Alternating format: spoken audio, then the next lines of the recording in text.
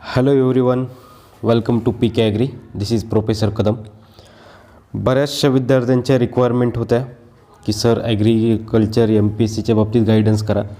बघा, सध्या जरी ॲड जी काही प्रस्तावित होती तर ॲडचं जरी सध्या काही क्लॅरिफिकेशन जरी आलेलं नसेल तरी कालच UPSCने त्यांचा शेड्यूल अपडेट केलेला आहे, त्यांचं शेड्यूल लावलेलं आहे. त्या धर्तीवरती MPSC ॲक्शन घेण्याचा चान्सेस आहेत. MPSCसुद्धा येत्या कालामध्ये त्यांचा सर्व शेड्यूल जो काही आहे तो डिक्लेअर करेल. असं होऊ नये की ॲड आली आणि आपलं प्रिपरेशन नाही आहे. So preparation as it is going राहू द्या. अभ्यास कोणी चालू केला असेल तर चालू राहू द्या. ॲड या वर्षी येऊ की पुढच्या वर्षी येऊ, ॲड ही येणारच. ओके. बघा, जे कोणी नवीन विद्यार्थी आहेत त्यांना त्यांच्यासमोर बरेचसे प्रश्न आहेत की सर एक्झॅक्ट पॅटर्न काय आहे, किती मार्क्स आहेत, इंटरव्ह्यू कसा आहे, इंटरव्ह्यूला किती मार्क आहेत, प्री मेन्सचा सिलेबस कसा असणार आहे. बघा, कुठलीही परीक्षा क्रॅक करायची असेल, कुठल्याही परीक्षेला जर आपल्याला व्यवस्थित सामोरं जायचं असेल तर आपले दोन गुरु असतात. एक तुमचा सिलेबस आणि दुसरी तुमची प्रिव्हियस इयरचे क्वेश्चन पेपर. सिलेबस तुम्हाला हे सांगतो की काय काय वाचायचं आहे आणि प्रिव्हियस इयरचे पेपर सांगतात की नेमकं काय वाचायचं. ओके. सो या दोन्ही गोष्टीचा ॲनालिसिस असल्याशिवाय आपण पुढे जायला नको. ओके. आज मी याच्यामध्ये तुम्हाला टोटली फक्त प्रीचा सिलेबस कॉन्सन्ट्रेट करून सांगणार आहे. नेक्स्ट भागामध्ये तुम्हाला मेन्सचा सिलेबस व्यवस्थित समजून सांगणार आहे.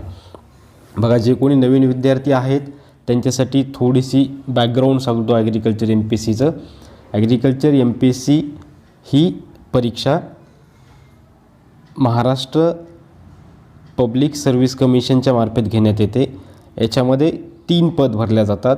सगळ्यात टॉपचं पद आहे SDO किंवा DDA, deputy director of agriculture, आणि SDO म्हणजे सब divisional agriculture officer. This is class 1 post and top most post from agriculture MPSC. Second येते तुमची तालुका ॲग्रिकल्चर ऑफिसर आणि थर्ड येते तुमची मंडळ कृषी अधिकारी, ज्याला आपण सर्कल ॲग्रिकल्चर ऑफिसर असं म्हणतो. म्हणजे शेवटच्या ज्या दोन आहेत तालुका आणि मंडळ ह्या क्लास 2 आहेत आणि SDO JDA ही क्लास 1 पोस्ट आहे. ठीक आहे. आता इथे आपण बघूयात पूर्व परीक्षेसाठी काय काय सिलेबस आहे. याची मी जी काही लिंक आहे ही तुम्हाला डिस्क्रिप्शन बॉक्समध्ये देईल. ओके. डिस्क्रिप्शन बॉक्समध्ये सुद्धा ही लिंक प्रोव्हाइड करण्यात येईल. इथून तुम्ही हा सिलेबस डाउनलोड करू शकता किंवा आयोगाच्या साईटवरून सुद्धा डाउनलोड करू शकता. थोडक्यात इन शॉर्टमध्ये तुम्हाला मी परीक्षेचे टप्पे सांगतो आहे. याच्यामध्ये आहे पूर्व परीक्षा, मुख्य परीक्षा आणि मुलाखत.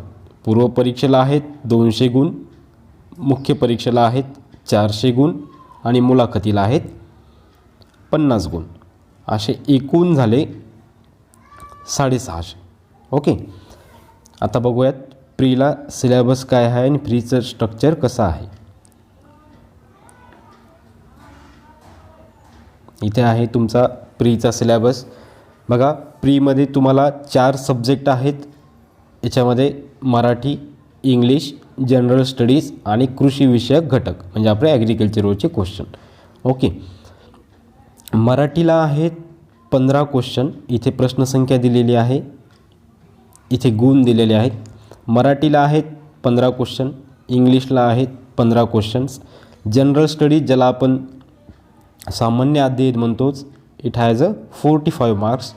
कृषी विषयक घटक हॅज 25 क्वेश्चन्स. सॉरी, 45 तिथे मी मार्क्स म्हटलं, ते क्वेश्चन्स आहेत. ओके. म्हणजे तुमचे टोटल क्वेश्चन्स झाले 100 आणि मार्क्स झाले 200. Each questions carry 2 marks. Okay. मराठीला 15 क्वेश्चन्स असतील, 30 मार्क्स असतील. इंग्लिशला 15 क्वेश्चन 30 मार्क्स. जनरल स्टडीजला 45 क्वेश्चन्स 90 मार्क्स. ॲग्रिकल्चरला 25 क्वेश्चन्स 50 मार्क्स. इथे क्लिअर झालं प्रश्न किती असतील, सब्जेक्ट कोणते आहेत आणि मार्क्स किती आहेत. Okay. 100 question 200 marks. Marathi 15 question, English 15 question, general studies 45 questions, agriculture 25 questions. याच्या दुप्पट मार्क्स झाले. ओके. आता कुठल्या दर्जाचे क्वेश्चन्स तुम्हाला विचारण्यात येतील, इथे दर्जा दिलेला आहे. मराठीसाठी जे काही क्वेश्चन्स असतील हे शालांत लेवलचे असतील, जे मराठीमध्ये विचारले जातील. इंग्लिश लेवलचे जे काही क्वेश्चन्स असतील ही तुमच्या ग्रॅज्युएशन लेवलचे असतील, माध्यम असेल इंग्लिश. जनरल स्टडीजचे जे काही क्वेश्चन्स असतील हे पदवीचे असतील, हे तुम्हाला असतील इंग्लिश आणि मराठी दोन्हीमध्ये सुद्धा तुम्हाला विचारण्यात येतील. ॲग्रिकल्चरचे क्वेश्चन्स तुमच्या ग्रॅज्युएशन लेवलचे असतील आणि मीडियम आहे इंग्लिश किंवा मराठी.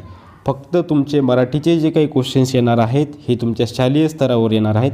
इंग्लिश, जनरल स्टडीज आणि अदर पार्टचे क्वेश्चन्स जे काही येणार आहेत हे तुमच्या ग्रॅज्युएशन लेवलवरचे येणार आहेत. ओके.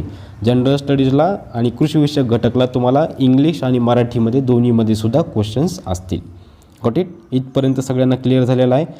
टाईम बघा, इथे टाईम दिलेला आहे तुम्हाला 100 क्वेश्चन्स सॉल्व करण्यासाठी तुम्हाला वेळ दिलेला आहे 1 hour. ओके. आणि द स्वरूप एक्झाम पॅटर्न कसा असणार आहे, ऑब्जेक्टिव्ह टाईपचा एक्झाम पॅटर्न असणार आहे. ओके. आता इन डिटेल बघूया की अभ्यासक्रममध्ये मराठीमध्ये काय, इंग्लिशमध्ये काय, जनरल स्टडीजमध्ये काय आहे आणि ॲग्रिकल्चरमध्ये काय आहे. ओके. बघा मराठीमध्ये तुम्हाला आता हे इथे दिलेलं आहे त्यांनी, जस्ट अ मिनिट. मराठीमध्ये आता एवढा सगळा अभ्यासक्रम तुम्हाला असणार आहे. याच्यामध्ये आहे सर्वसामान्य शब्दसमूह, वाक्यरचना, व्याकरण, म्हणी, वाक्प्रचार यांचा अर्थ तसेच उपयोग आणि उतार्यावरील प्रश्न. एक पॅराग्राफ देतील आणि त्याच्यावरती तुम्हाला क्वेश्चन्स विचारतील. ओके. म्हणजे तुम्हाला मराठीचं व्याकरण करायचं आहे आणि व्याकरण करता करता तुम्हाला जे काही व्होकॅब्युलरीचा पार्ट असेल ज्याच्यामध्ये सर्वसाधारण शब्दसमूह, वाक्यरचना, म्हणी, वाक्प्रचार, समानार्थी शब्द, विरुद्धार्थी शब्द हे तुमचे व्होकॅब्युलरीमध्ये येतील. आणि हे जे काय म्हटलं व्याकरणमध्ये तुम्हाला याच्यातलं सगळा भाग तुमचा जे काय असतील तुमचे कर्तरी प्रयोग, कर्मणी प्रयोग जे काय असेल ते तुमचं व्याकरणच्या भागामध्ये येईल. ओके. आता बघूयात इंग्लिशचा काय सिलेबस आहे. इंग्लिशमध्ये सेम तुमचं तसंच आहे. कॉमन व्होकॅब्युलरी म्हणजे सर्वसामान्य शब्दसमूह, वाक्यरचना म्हणजे सेंटेन्स स्ट्रक्चर, व्याकरण म्हणजे ग्रामर, वाक्प्रचार व म्हणी म्हणजे use of Adams and phrases, their meaning and comprehension passage. जो काही मराठीसाठी सिलेबस असणार आहे तो तुमचा इकडं आहे. म्हणजे तुम्हाला इंग्लिशमध्ये सुद्धा व्होकॅब्युलरी आहेच आहे, त्यासोबत तुम्हाला ग्रामरसुद्धा परफेक्ट करायचं आहे. ओके. नेक्स्ट आपला जो काही व्हिडिओ असणार आहे याच्यामध्ये तुम्हाला मी व्यवस्थित इत्थंभूत जे काही हे असतील रेफरन्स बुक असणार आहे मराठीसाठी, इंग्लिशसाठी, जनरल स्टडीजसाठी, एका टॉपिकसाठी मी तुम्हाला एकदम डिटेलमध्ये रेफरन्स बुक सांगणार आहे. त्यामुळं आता फक्त आपण इथं सिलेबसचं ॲनालिसिस करून घेऊयात. सिलेबसचं ॲनालिसिस किती महत्त्वाचं हे मी तुम्हाला at the starting of our video तिथे मी तुम्हाला डिक्टेट केलेला आहे. ओके. इथे बघूयात आता जनरल स्टडीजमध्ये तुम्हाला कुठला भाग आहे, जनरल स्टडीजमध्ये तुम्हाला काय काय अभ्यासायचं आहे. जनरल स्टडीजमध्ये तुम्हाला आहे सुरुवातीला करंट इव्हेंट्स, ज्याला आपण चालू घडामोडी म्हणतो. करंट इव्हेंट्स आहेत नॅशनल आणि international importance. Okay. History of modern India, special reference to Maharashtra. Okay. हे झाला हिस्ट्रीचा पार्ट. जिओग्राफीच्या बाबतीतसुद्धा geography of India, special reference to Maharashtra. Okay. इथपर्यंत क्लिअर. नंतर तुम्हाला आहे पॉलिटिकल सिस्टीम, म्हणजे ज्याला आपण पॉलिटी म्हणतो. ओके. पॉलिटिकल सिस्टीममध्ये तुम्हाला आहे administration of central and state government. Okay. Administrator of जिल्हा परिषद, तालुका पंचायत, ग्रामपंचायत, रोल ऑफ पोलीस पाटील, तलाठी इन विलेज ॲडमिनिस्ट्रेशन. म्हणजे तुम्हाला सेंट्रल गव्हर्नमेंट, स्टेट गव्हर्नमेंट आणि मग खालचा जो पार्ट आहे हा आहे तुमचा पंचायत राजचा. म्हणजे याच्यामध्ये तुम्हाला जिल्हा परिषद, पंचायत समिती आणि ग्रामपंचायत. ओके. आणि मग त्यासोबत तुम्हाला पोलीस पाटील आणि तलाठी यांचा विलेजमधला ॲडमिनिस्ट्रेटरमधला रोल तुम्हाला अभ्यासायचा. ओके. हा झाला तुमचा पॉलिटिकलचा पार्ट. नंतर आहे सोशल रिफॉर्मर्स, ज्याला आपण समाजसुधारक म्हणतो, त्याच्यावरती सुद्धा क्वेश्चन्स येतात. नंतर आहे तुमचा इंडियन इकॉनॉमी. ऑबियसली ॲग्रिकल्चरची एक्झाम आहे, तर ॲग्रिकल्चरमध्ये इकॉनॉमिक्स किती महत्त्वाचं आहे हे विचारलं जातं. Role of agriculture in Indian economy हा पार्ट आहे. नंतर आहे तुमचं जे काय आपण LPG म्हणतो, ज्याला आपण इम्पॅक्ट ऑफ लिबरलायझेशन, ग्लोबलायझेशन आणि प्रायव्हेटायझेशन ऑफ इंडियन इकॉनॉमी हा भाग तुम्हाला अभ्यासायचा आहे. ओके. नंतर बघूयात. नंतर आहे तुमचा सस्टेनेबल डेव्हलपमेंट. सस्टेनेबल डेव्हलपमेंटमध्ये तुम्हाला pollution, conservation of natural resources, sustainable agriculture, industrial development, role of international, national, state level agencies and NGOज इन सस्टेनेबल डेव्हलपमेंट. एवढा तुम्हाला हा सस्टेनेबल डेव्हलपमेंटमध्ये सिलेबस आहे. ओके. नंतर काही क्वेश्चन्स हे तुम्हाला काही म्हणण्यापेक्षा 4 ते 5 क्वेश्चन हे तुम्ही जर मागच्या वर्षीचे प्रिव्हियस इयरचे क्वेश्चन पेपर जर अनुभवले तर 4 ते 5 क्वेश्चन्स हे कम्प्युटर सायन्स आणि टेक्नॉलॉजीवरती असतात. ओके. याच्यामध्ये मग तुम्हाला आहे use of computer in different field, scope and limitations. Okay. Information technology ज्याच्यामध्ये internet, email, e-commerce, website pertaining to agriculture information, ॲग्रिकल्चरच्या रिलेटेड जे काही वेबसाईट असतील त्या वेबसाईटचे तुम्हाला हे लक्षात ठेवायचे आहे. त्याच्यावरती सुद्धा क्वेश्चन्स मागच्या वर्षी आलेले आहेत. नंतर आहे impact of political, economical and social communication, public health, development of rural lives. एवढा झाला तुमचा जनरल स्टडीजला. याच्यावरती किती क्वेश्चन्स येणार आहेत? याच्यावरती येणार आहेत 45 क्वेश्चन्स. मार्क किती असणार आहेत? 90.